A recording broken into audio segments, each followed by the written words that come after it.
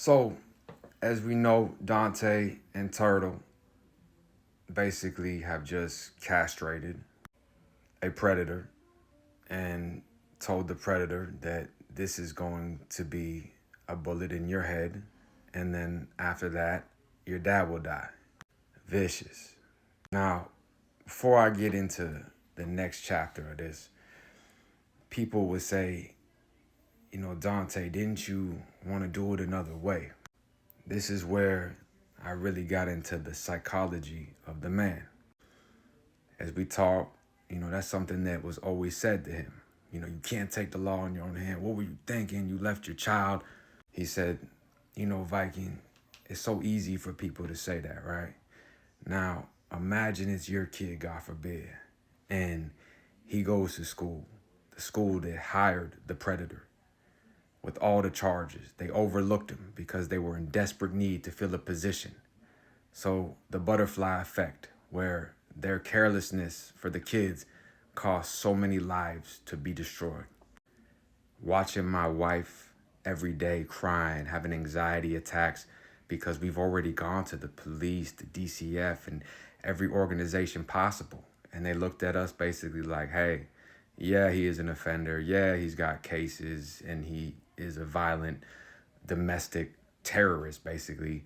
However, unless something big happens, we'll keep the case open. Call us.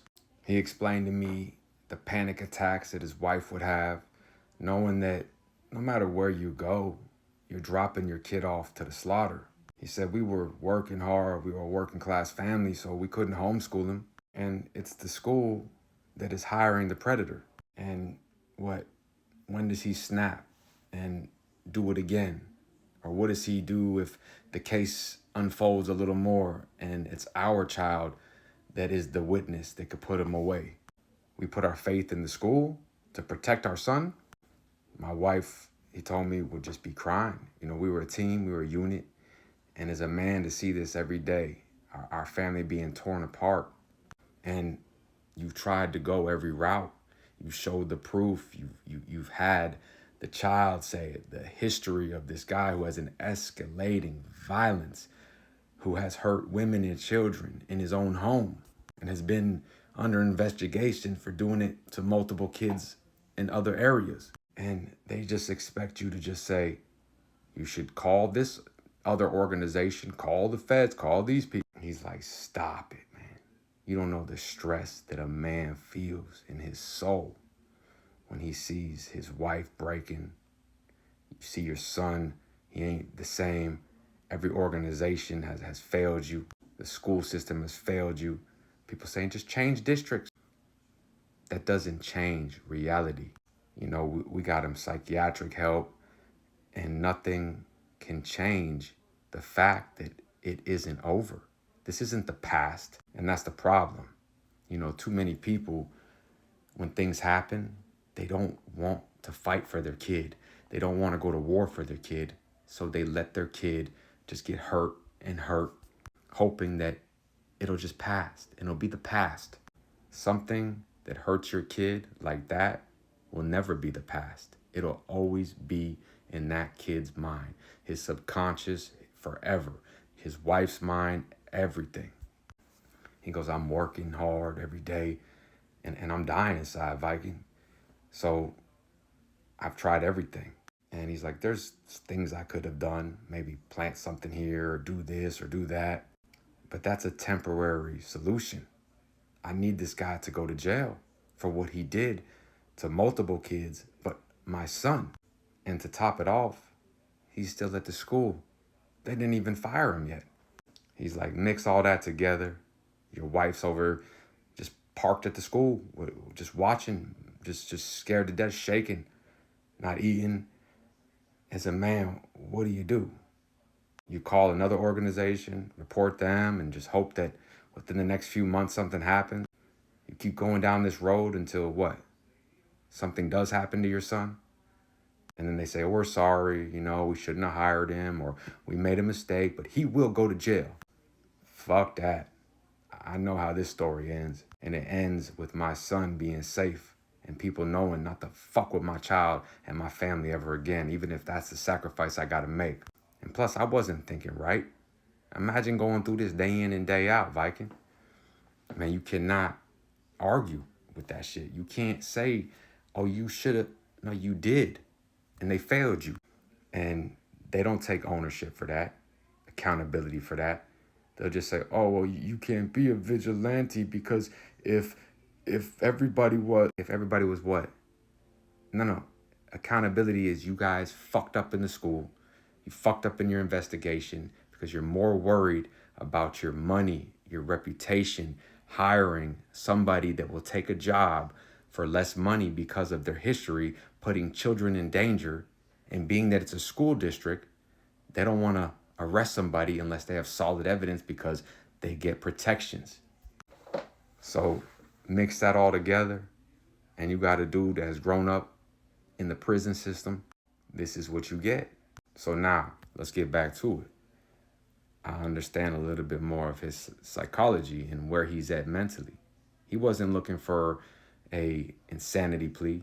He knew what the fuck he was doing, and he never once wavered from that. He just needed this to be over. And he wanted this dude to feel what he's been feeling for the past 7 months, if that's even possible. So they castrate the motherfucker right there. Turtle got the gun to his head, dad laid down, and they basically say to him, look, we're gonna kill you, and then your father next, the same exact way. He wanted him to think and feel what before he died, that's all his last thought was gonna be, is that, damn, I'm castrated, I'm dead, and my dad's gonna die the same way. And they hit him right in the head with a bullet, done. Predator, game over. Just saved probably 10 kids from going down this same fate. Wasn't the cops, wasn't the social services, wasn't the school. It was once again a father, a mother, a loved one. So they turned their eyes on the father. And I still remember how he would describe castrating the predator as taking his weapon away. That's a very poetic thing to say, as in that is his weapon. That's what he destroys lives with. But that's no longer in existence. So they look at the father and, they basically let him know your son is this and that, and this is why he died, for doing these horrific things to kids and women, and he's a piece of shit, and we're not going to kill you, but he did come out of you, right? The father, he told me, is like shaking, just crazy, just he doesn't know what to say. He's in shock. I mean, how could you not be? But Turtle said, nah, we ain't going to kill him, man. And they're laughing like, yeah, we're not bad people, bro. We're not like your son. They were tormenting him, just completely fucking with him. He said they tried to do some shit where they like scared him a little bit, but all in all, they didn't want to kill the father because for what? Then you're just as bad as that motherfucker that's laying there with his woodpecker hanging off. So they just told him, hey, we'll come back, and but obviously the father just sat there in shock, didn't say a word. They fled the scene, gone. They had everything prepared too. When they got caught up, they had a lawyer ready. They had all the files, everything that happened at that school and all the places, they had it all ready for court. Apparently, a settlement was offered with the wife and the family with the school district, and she was able to get away and live decent with that. And he took his life sentence. He got a murder and he got an attempt murder. They exposed a lot of shit. And I said, well, why didn't you just, play that's temporary insanity, bro. Like, you just described one of the most stressful situations any human being can go through. He said, we tried that route, but here's the deal. They put me in a position like this. My wife got the settlement. She got to get the fuck up out of there. People understood how serious this shit was. And in order for me to do that, I'd have to go to trial and risk getting the death penalty. Once I knew they were financially straight, that nobody would hurt them ever again, I took the plea and did my life sentence. I have a great relationship with my son and the mother. And I thought, like, damn, how would you know if somebody could never hurt them again? He goes, obviously, you never know. But what we did to that motherfucker, I guarantee somebody will think twice, knowing what I'm capable of and what I can reach out and have done. Don't ever put your faith in anything else but yourself and your kids. Stay out, stay free. Us.